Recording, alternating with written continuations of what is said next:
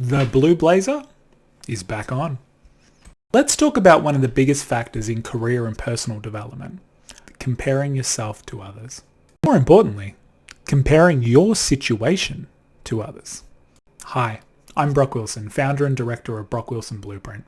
If you find this video useful, please like and subscribe to our channel. You can also find this content over at any of your favourite podcast providers through our Brock Wilson Blueprint Career Podcast. Today's topic is all about the trap that so many of us find ourselves falling into, and that's comparing our situation to those of our peers by measuring our success against the metrics set by other people in other situations. In this video, I'm going to explain to you why this thinking is toxic and also completely irrational. So, stay with me.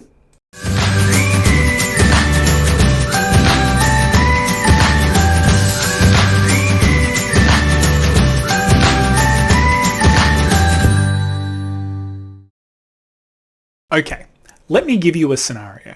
We're going to call this one the race of life. Imagine success in life was a 100-meter sprint to the finish line.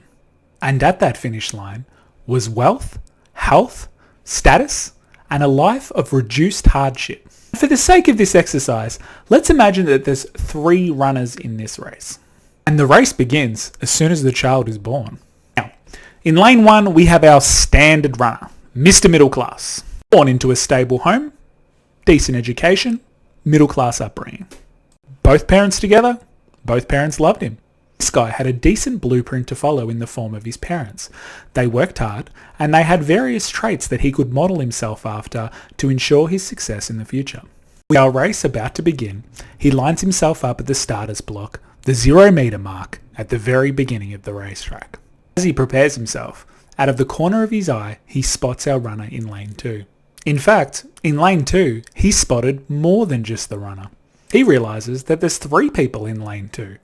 The runner and his parents, both of which are carrying him over his shoulder and into his starting position. Our runner in lane 2 comes from a wealthy family, privileged background, high education from an elite school. More than just good habits, he has an entire blueprint laid out for him. The time is right, and he's had sufficient education and social life. He's going to take over the family business and carry on in the footsteps of his father and his grandfather on the same blueprint for success. The crowd watches on as the runner in lane 2 is carried on the shoulders of his parents past the runner in lane 1. Only he keeps going because his starting point is at the 90-meter mark, right at the end of the racetrack. As our runner in lane 2 prepares himself for his very short race, his parents walk away winking at the race official as they leave. A prior relationship between them and the official evident to all those who are paying attention. Finally, we come to our runner in lane 3. Or, should I say, hobbler. Now, his parents are nowhere to be seen, and he is visibly carrying an injury as he hobbles up to the starting line. The runner in lane 3 came from a low socioeconomic background.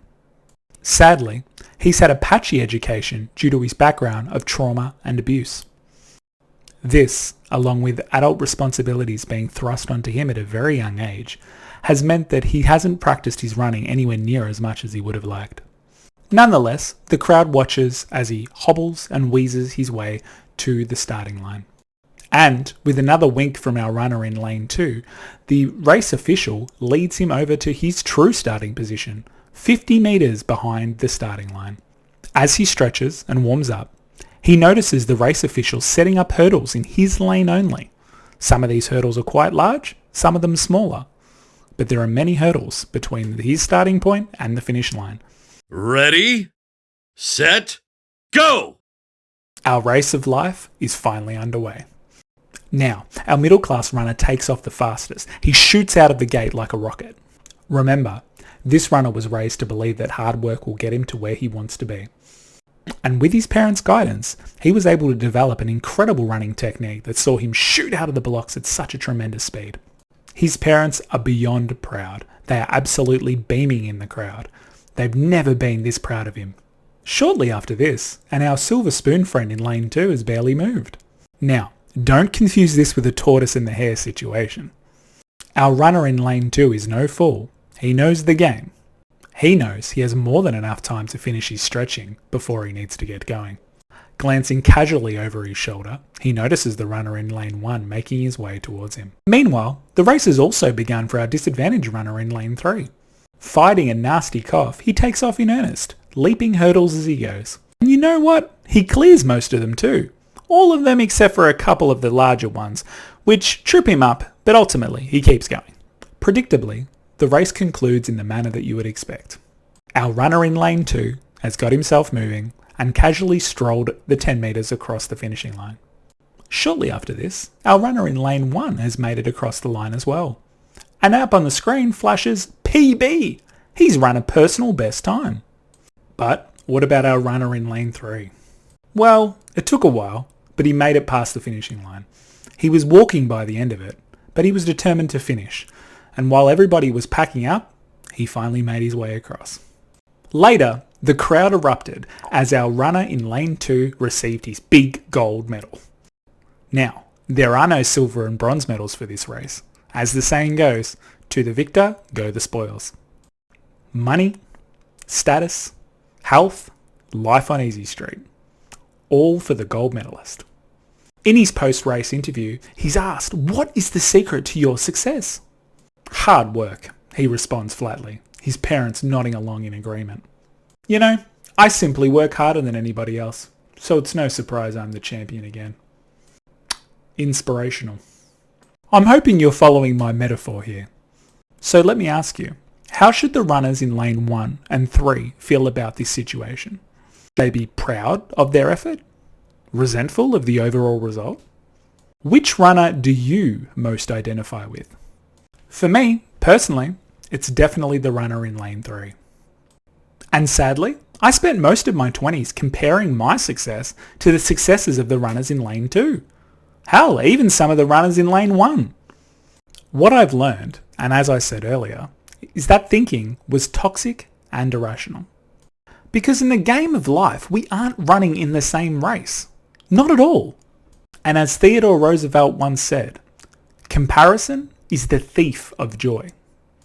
And what matters is what narrative you choose to tell yourself and others about the race that you're running in your life.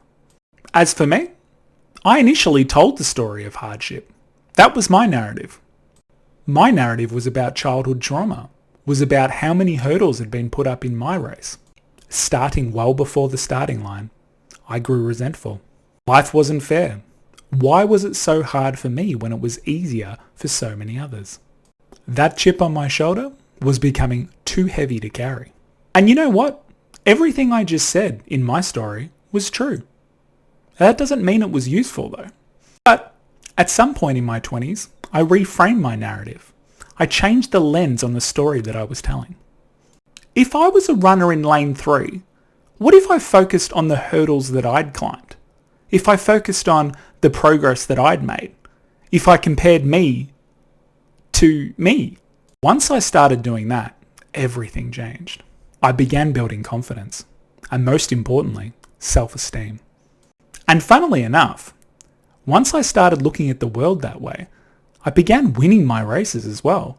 Yeah, even from lane 3. I was even beating the runners in lane 2. Not that that really matters. You need to stop trying to keep up with the Joneses. Forget about those silver spoon runners in lane 2. They're not ever going to get your struggle, to understand your perspective. It won't happen.